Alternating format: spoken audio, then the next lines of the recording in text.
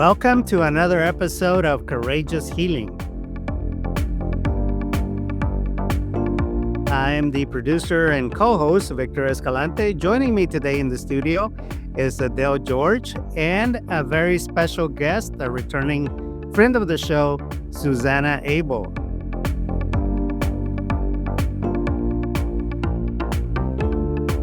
Adele, welcome back. We missed you here for a couple weeks.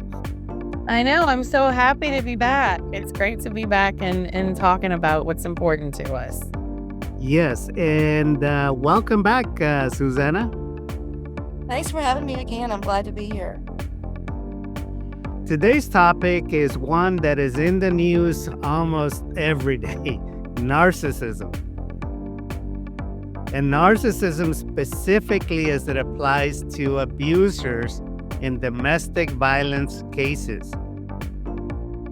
So we're going to do a part 1 and we're going to do a part 2 because this is so nuanced, so complex, and so lengthy that we feel that we need to break it down into manageable chunks so that you can begin to wrap your mind around it. So why don't we go ahead and get started? Suzanna, why don't you get us started by explaining what narcissism is and how you would define it in simple terms that our audience can understand? Well, narcissism is actually a personality trait, and it's characterized by someone who has to have a preoccupation with themselves. Somebody that has a lack of empathy, someone that has to have a constant need of admiration and self-importance. And in psychology, we use that as a way to denote someone who takes that to the extreme, right? So everybody has a little bit of narcissism, and it's actually healthy to have a little bit of self-love. But if it's taken to the extreme where it becomes problematic, that's where in psychology we call it narcissistic personality disorder. And that is a very severe condition marked by a grandiose sense of self, excessive need for admiration, lack of empathy, lack of understanding of other people's points of view, and similar things like that. And Susanna, correct me if I'm wrong. It's something that not often it's very difficult to get these people into therapy. Yes, it is.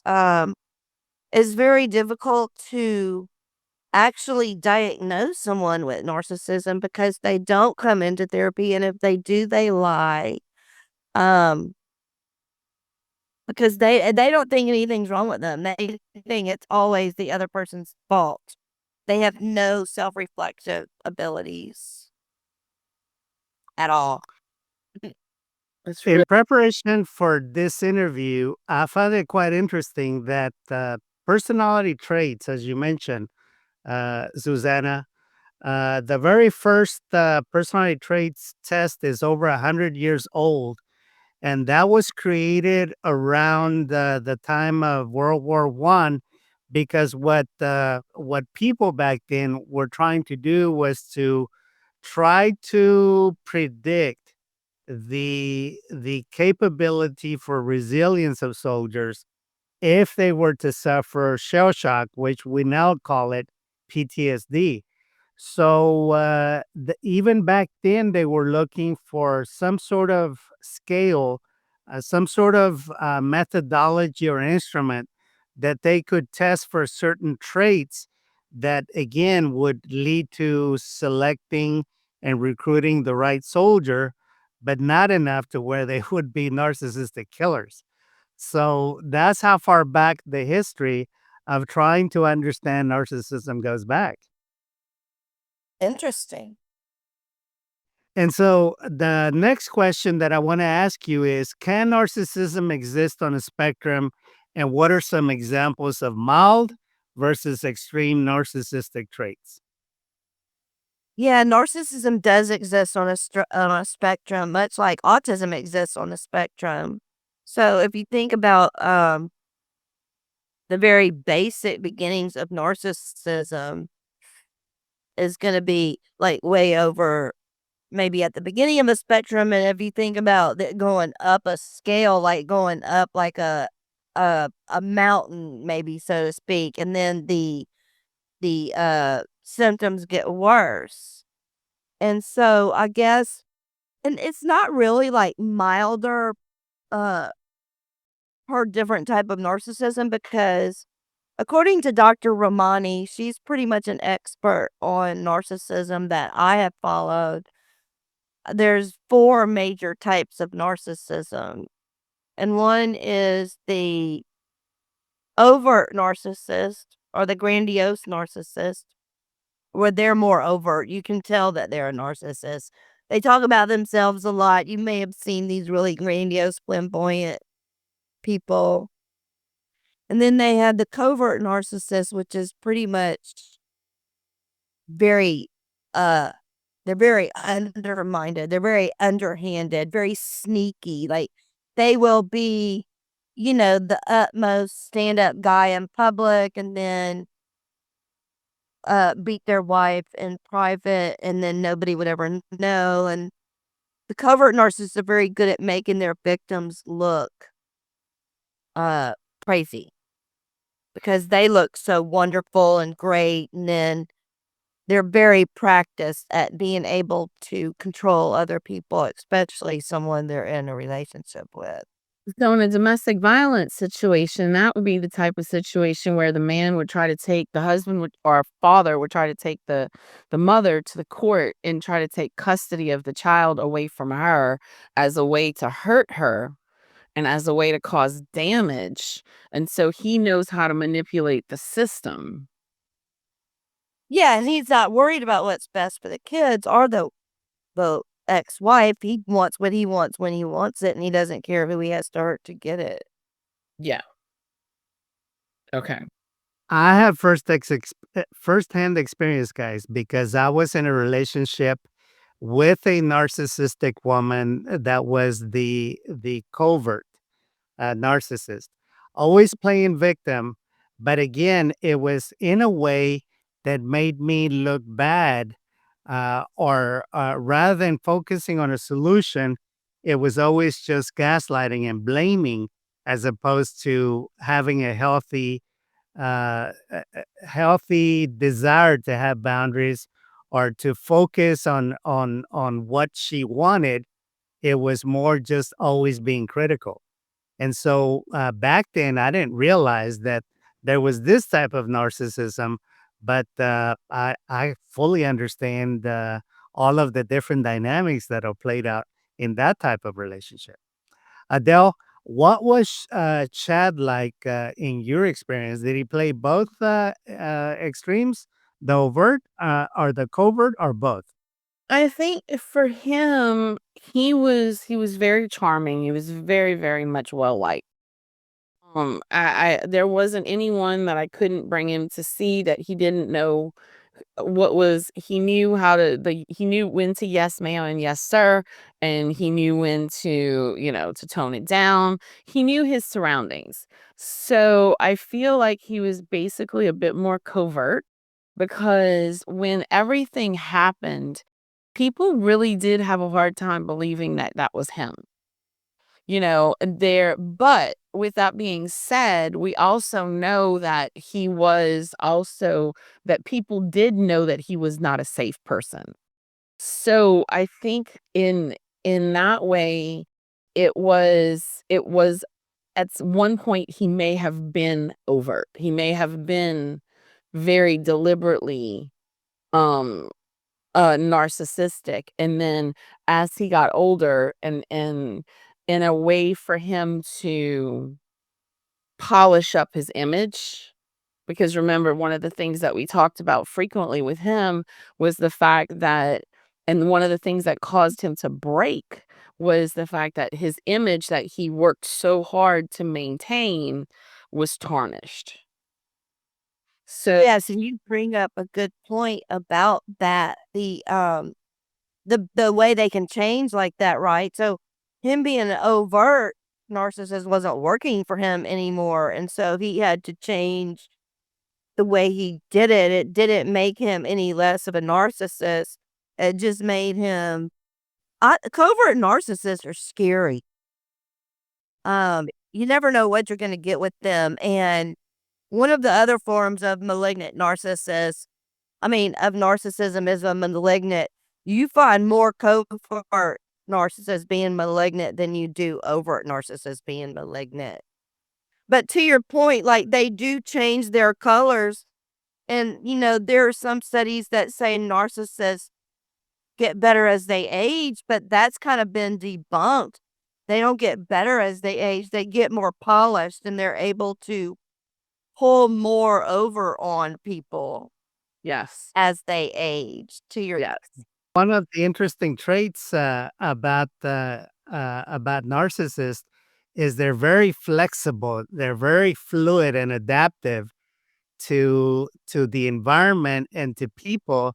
They're very cunning in the way they conduct themselves and how they reach their objectives, and so that's what makes it so lethal. In that you can't necessarily identify them because they morph into whatever perception you want to form of them that is in their favor. And you bring up a really good point when you say that, Victor, because it's something that I want you to touch on a little bit more, Susanna. And Victor touched on the term. Again, right before we jumped on this, we talked about the fact that narcissism is used as a very trendy word today. And the other one that's really used frequently is gaslighting. So can you talk a little bit more about how those two things go hand in hand? Yes, and this happens once anything gets to be well known, it kinda goes through a trendy phase, but what I feel like is happening is desensitized us to what a real narcissistic personality disorder person looks like, and what being in a relationship with them, how devastating it is. We're not talking about just a regular breakup. We're talking about somebody that steals your soul, literally suck everything out of you, the life out of you, and leave you with nothing. And so I caution people to throw that term around loosely because it desensitizes and it hinders the healing process I've seen in my practice. One thing that really hinders some of these young girls is that other people in their life think, oh, it's just a breakup. You just need to get over it. And that's the farthest thing from the truth. It's just not that easy to turn back from a narcissistic relationship. It's just not. And gaslighting is what narcissists use to confuse and confound their target. Because they can be the most normal person to everybody else, and they have one person that's their target. And that person will get the gaslighting to where, I just give you an example, where uh one time one of my clients got a text from her husband, and she looked at the text and she asked her husband, say, "What was this text you just sent me? Did you send the stuff?" And her husband said, "I didn't send that." And she goes, "I'm looking at it. I'm looking at the text from you that says, 'Did you send the stuff?'" And he said, "I didn't send that." And she's like, "It's right here on my phone. I see the text from you. I didn't send that. You must." I don't know how that got on your phone. Like, that's just the craziest thing ever. And so then my client, like, starts doubting herself, like, well, did I, like, send that to myself or do it on my own? Like, that is such a classic example of gaslighting. It's crazy making. The victim begins to question their sanity and their own reality, which again, there's no need for that. And I want to piggyback on something that you said, Susanna, is they have no regard for you whatsoever. And when you try to end the relationship with them, they want nothing to do with you, and they will get even more destructive in terms of stripping everything away from you that you ever cared for or had in the relationship. isolate. If you're religious, they'll isolate you from your religion. If you have a big family, they'll isolate you from your family. If you have high school friends, they'll isolate you from your friends so that when they do discard you, because narcissists are all on a cycle of abuse. It starts with the love bombing, then the devalue, and then the discard. They don't do any other thing. They never deviate from this cycle ever. And so if you're in that relationship, then you're just on that constant cycle. It's very devastating to the victim because a lot of times they don't even know. Like you said in your relationship, you didn't know that's what she was doing. No. Again, she seemed normal, but it's only until you live with someone that you really get to know them. Next question. How does narcissism manifest in different types of people? For example, what is the difference between an overt narcissist and a covert narcissist? We kind of went over that. Is there anything else that you'd like to add, Suzanna or Adele? In addition to the covert and the overt, we have the malignant. I think I touched on that. Yes. The malignant narcissist, which I think most narcissists end up being malignant, and that is where they just do mean things just on purpose. Just like, Yes. Devastatingly mean things constantly throughout the person's day to just trip them up wherever they can. Just because they can. It's like the most evil thing you could ever think of anyone doing. And they do it with no compunction. It sounds to me, Susanna, like that's something that's coupled with some other mental disorder, some other mental health disorder. It sounds like if they're that, if a malignant narcissist is that way, then there's some sort of like sociopath, psychopath, some sort of other. That's at that top of that spectrum, right? So if you get so far up on the narcissism spectrum, you eventually dissect with the psychopathy. And so you're dealing with a sociopath or a Yeah. psychopath. That's how close they are. Yeah. You're on the same wavelength kind of thing. And once you get to a certain point, and then there's no going back. Right. Because if I'm not mistaken, I think my ex was diagnosed at some point or during this whole process, like paranoid schizophrenic. Because he had grandiose ideas. And it was coupled in with his desire to control and manipulate from the narcissistic gaslighting side of things. So it's like, I think that at that point, it's not. So that's why I was thinking by that point, like you said, getting all the way up there, there's more obviously more mixed in than just some basic run of the mill narcissism and gaslighting somebody that the sky is orange instead of blue. Yeah. And then again, but you're not going to get the truth out of a narcissist. So then you don't know, like, do they really get worse with age and turn malignant, or do they just stop being able to cover it up good enough and they're just really that bad all along? You just don't know. Right. And that's and to me, that's, one of the most fascinating things about this topic is, and what I mentioned a minute ago, is that there's no way to help them. Because first of all, you even have to get to them to see themselves in that way, which they're not capable of doing. Yeah, They're not. their denial is going to be a wall that anyone can penetrate.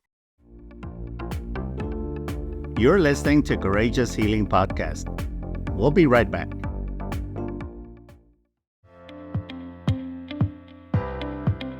Looking for the perfect soundtrack to bring your project to life?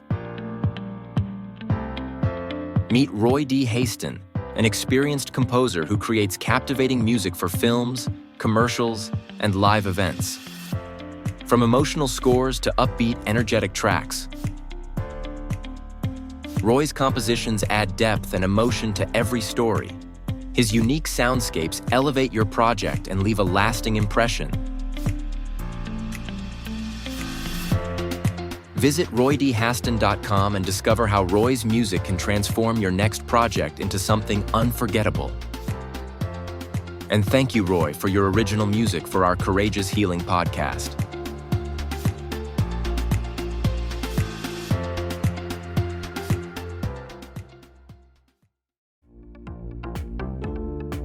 We now return you to the Courageous Healing Podcast.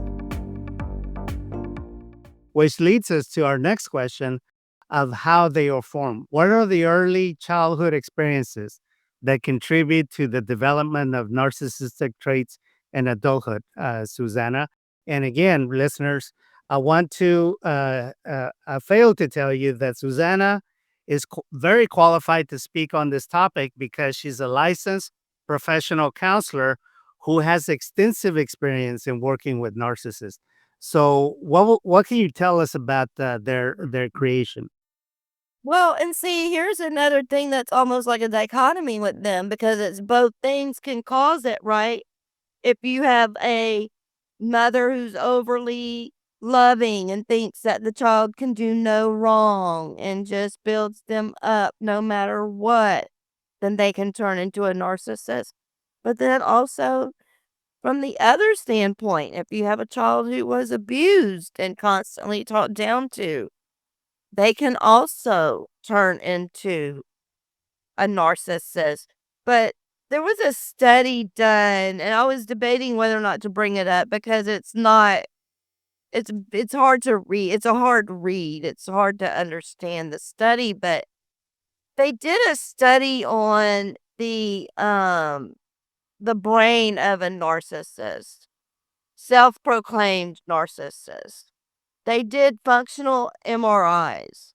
And what the study revealed is that the brain of a narcissist relies heavily on inflated self-image as a coping mechanism to hide shame. So something in their childhood caused a deep shame, and then they develop those tendencies to reduce the shame.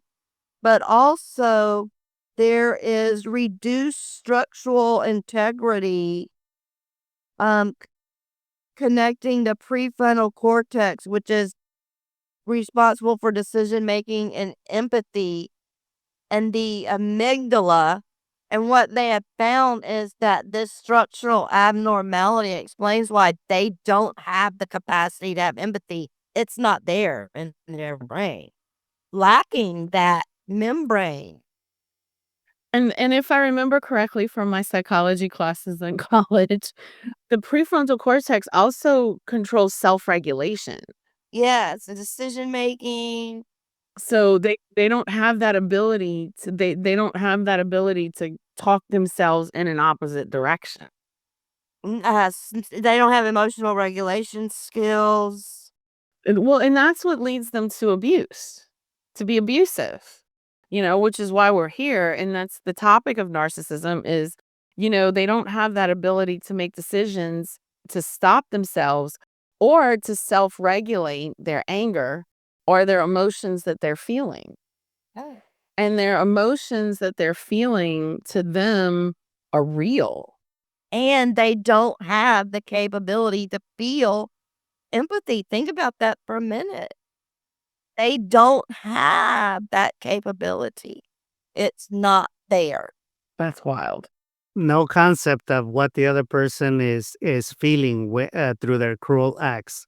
And in this spectrum is where some of the serial killers and also the mass murderers like Columbine, they fall into this particular segment of narcissists that they were injured by their parents at an early childhood that again disrupted, destroyed, or they just didn't have the mental wiring that leads to having empathy and self-awareness of what effect their actions and words are having on other people. Yeah, and that's the scary thing because that's what regulates us. And you see that in a young child. Yes. They don't want to do something that's going to hurt somebody else because they know what it feels like to be hurt. And the narcissist doesn't have that. They weaponize themselves. They use themselves as a weapon. Yeah, that's what happened to the mixed race mass murderer out in California. That he was half Asian and half American from his parents, And so he had this complex, this victimhood complex, that he was going to seek justice for himself and all the men that were being shunned by women, which is, again, it's a typical of that particular kind of disorder. Serious, serious pathology in that kind of mindset. Let's go on to narcissism in relationships. How do narcissist traits typically affect personal relationships, whether with family, friends, or romantic partners? Susanna, what can you tell us about that? Well, I know that if you have a narcissistic person in the workplace, you're gonna have to learn you're gonna have to learn your own self-regulating emotional skills to deal with that. Um, and build up, like a strong outer shell to deal with that. If you have a parent for a narcissist or something, um, that's widely known as one of the hardest things to overcome from having childhood is having a narcissistic parent. And it causes low self-esteem. A client now who had both a narcissistic mother and a narcissistic father.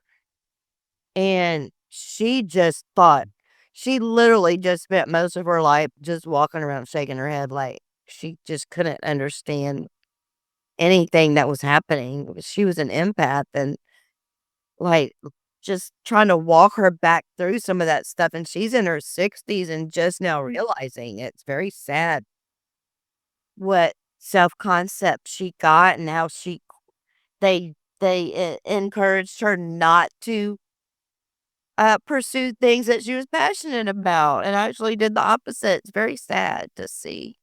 It's not a good to have a relationship with a narcissist. I had a client not too long ago that came to me asking Victor, in our social circle, we have some friends that we typically get together on a regular basis. And there's one obnoxious woman in this group. And again, she's very charming. She fit all the profile of a narcissist. Very charming, very engaging, very drawing people into her. But if you crossed her, she would burn you with everybody and try to turn everybody against you. And so people were very cautious with her. But again, she made them feel uneasy because if you got on the wrong side, then that led to you being maligned with the group and then potentially even shunned from the social circle, close and intimate social circle. So, so they're out there. They're out there everywhere in the workplace, in romantic relationships, and in social circles. Yes, they are. They are out there everywhere. And if you're in a relationship with one, um, you're never gonna have your needs met or anything that you want to talk about taken seriously. You're just not. You'll be gaslighted and Yeah. My advice to the client was just be very firm in setting clear boundaries. Speak respectfully. Try to always have a witness. Try to always never speak privately with this individual because it's your word against hers. Always try to have a witness that, again, if you need to assert yourself and put a certain boundary of what's okay, what's not okay, always try to do this and defend yourself because if you tolerate it, it grows. Because a narcissist, once they know that you're easy prey, they're just going to pound on you even more. And especially for those people who have a tendency to ping pong. Yes. I'm never gonna, they break up with a person or they remove themselves from a friendship or a relationship, but then after a few weeks they start to feel the distance and they start to feel the pull and want to go back and they pick up the phone and they call back and that person is at that point doing the damage to themselves because they picked up the phone or decided to send a text or a message or like a social media post or stalk their social media page or something and did that because that's something that the second you do that, you've opened the door that you shut. You didn't lock it. You shut it, Exactly. but you didn't lock it. So you don't when you get out of a relationship with a narcissist, you got to keep walking away. Yes. No contact, no Yeah. contact, and it's hard. It's hard to get what you were talking about, Adele, is that going back, that's that trauma bond. And if you're in a trauma bond with a narcissist, you don't know why you keep going back. You know that they treat you bad. You don't know why you keep wanting them back. And it's that trauma bond. And what it does is what it solidifies in the mind of the narcissist that they lose all respect for you then because they know what they can get away with you. So when you start the cycle again, the love bombing is going to last for 5 minutes and the devalue and the discard's going to be most of the relationship. Yeah. Explain just for our listeners, explain what a trauma bond is, because that's another one of those words that's used in a trendy sort of way where people are like, "Oh, we trauma bond because we've both been abused." It's not exactly what a trauma bond is. When you're in that relationship with a narcissist, the first thing they do is they love bomb you, and that means they mirror you to yourself, and so what you're actually getting is a reflection of you, and you fall hard. You fall hard. This person has love bombed you and knows everything about you, and they know exactly what to trigger to get you to fall hard for them, and they do that. Then when they start the devalue, which comes after the love bombing, you'll do anything. So if you do one thing and they don't like it, you're going to do anything you can to get this nice person back that you fell in love with. So you're going to debase yourself. You're going to do anything you can to get that back because, well, he's this person that I fell in love with. He's not this person. That was me. I did that bad. So then you don't see that he's doing anything to you. Does that make sense? There's this Yeah. push and pull. That is the plot that I've seen, Susanna, in some of the crime shows, to where narcissists drive normal people to commit crimes using that kind of tactic. That if you Yeah. really love me, I expect you to kill this person or I expect you to do this. And again, the person doesn't realize that they're being manipulated until it's too late. Yeah, they just want the person, they want the love bomber back. And if, Yes. narcissists, another part of that study is that narcissists don't have, since they don't have empathy, that's why a lot of empaths get in relationship with narcissists. They go on the hunt for the most empathetic person they can find so they can suck that out of them and then present that to the world. And so most people, when they fall hard for these narcissists, they're actually falling in love with themselves because that narcissist mirrored the mirror neurons back to the empath. I saw that in working in the criminal justice system, Susanna, that narcissists leave a trail of people, of broken people and wounded people, and use people that they would just suck everything out of you, use you, and discard you, and move on to the next one. Yep, that's their modus operandi. Yeah. So is it possible in your experience, Susanna, that someone with narcissistic traits can change their behavior in relationships? And if so, what does that process look like? Have you been able to see that in your experience? No, I don't think that they can. I true if someone truly has narcissistic personality disorder, I do not believe that they're going to get better. Now, there's a couple on social media that they call themselves self-proclaimed narcissists, and they say they've been in therapy. They still have the same tendencies. They have to stay in therapy or they go right back because they don't have the empathy. They have to keep being taught empathy over and over. That's interesting because that feels narcissistic. To put yourself out there like that, like, that in itself has that sort of narcissistic sort of you're out there because I stumbled across someone, this was a long time ago on TikTok, who basically was like, I've been diagnosed with narcissistic personality disorder, and this is me and this is who I am.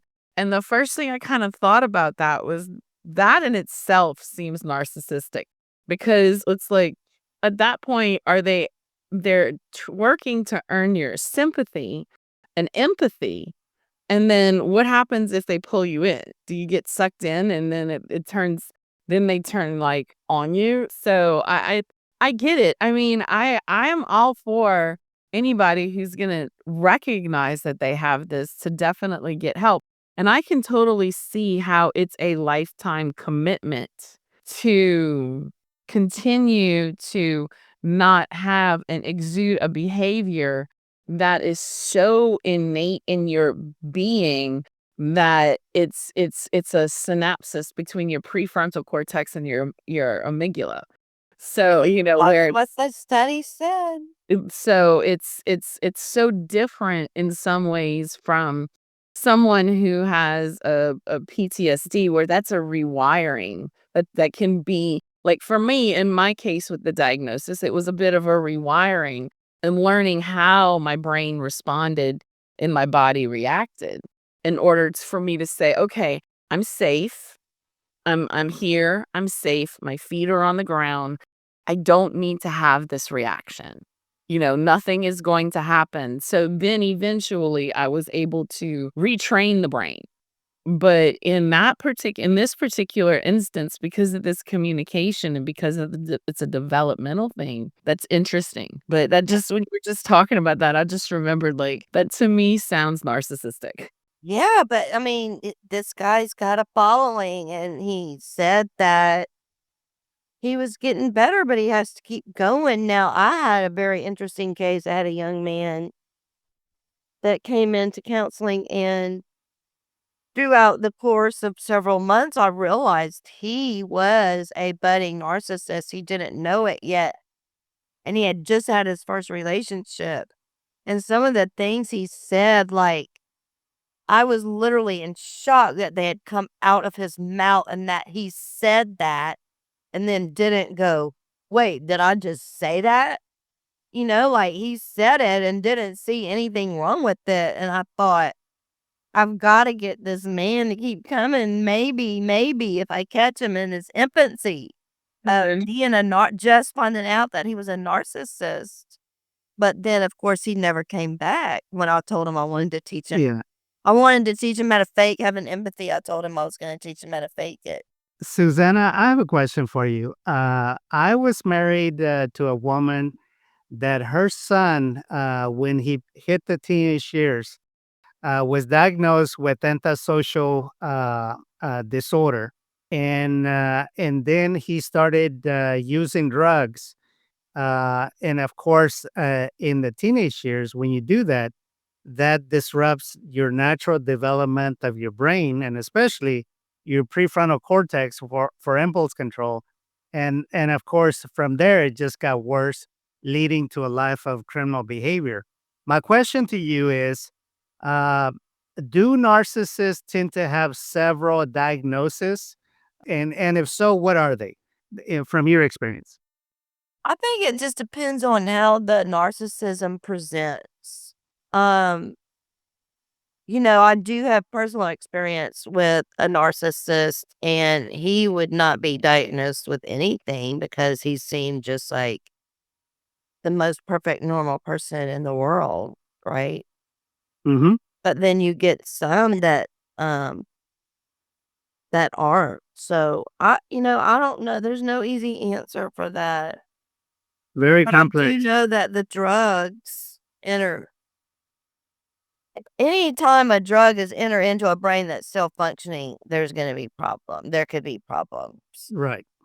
Right. Well, friends, we're going to have to leave it there with part one.